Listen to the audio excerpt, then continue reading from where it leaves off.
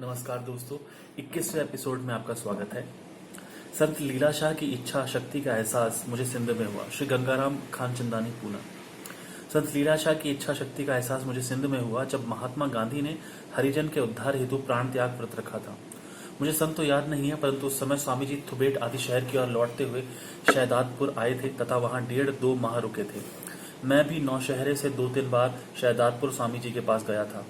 स्वामी जी को मालूम पड़ा कि महात्मा गांधी की तबीयत बिगड़ती जा रही है, अतः उन्होंने हम सबसे कहा कि आओ तो मिलकर ईश्वर से महात्मा गांधी के लिए प्रार्थना करें कि उसे स्वास्थ्य प्रदान करे तथा बड़ी आयु दे, ताकि वह देश के कार्य सफलतापूर्वक पूरे कर सके। यह भी कहा कि अब हर समय यही कहो, बच जाए गांधी, सुबह शाम कहो बच जाए गांधी।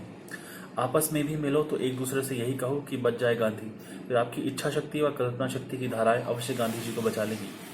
मैं जब नौशहरे से वापस आया तो अपनी आदत अनुसार बार बार यही कहता था, बच जाए गांधी।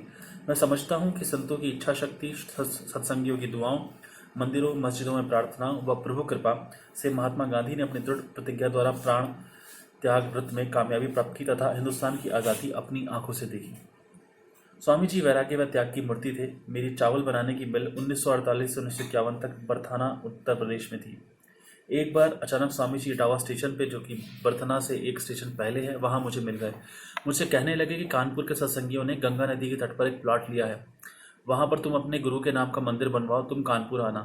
दूसरे दिन मैं कानपुर गया। स्वामी जी हमेशा की भांति शहर से दूर गंगा नदी के तट पर एक मंदिर में ठहरे हुए थे।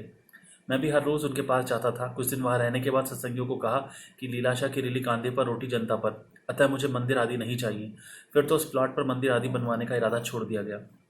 एक बार मुझे कोटा शहर से दूर एक नदी के किनारे पर उनके साथ रहने का अवसर प्राप्त हुआ। भोजन श्री दीपचंद भाग्या पोस्ट मास्टर के यहाँ से आता था। स्वामी जी जब नदी पर अपने कपड़े धोने हेतु जाने लगे तब मैंने उन्हें निवेदन किया कि मुझे दीजिए तो कपड़े मैं धोकर आता हूँ, तो उन्होंने साफ इनकार कर दिया। वे अपने कपड़े खुद ही धोते थे। हैदराबाद सिंध में भी मैं प्रत्येक रविवार को शक्ति आश्रम, जो कि गिदू बंदर की तरफ था, वहां जाता था। यह सन 1936-37 की बात है कि रसोई स्वयं ही बनाते थे तथा मुझे भी अपने हाथों से बनाई रसोई खाने को देते थे। एक शिष्य उनके साथ सेवा में सदा साथ रहता था, परंतु उसे कभी रसोई बनाते हुए नहीं देखा था। धन्यवाद दोस्तों।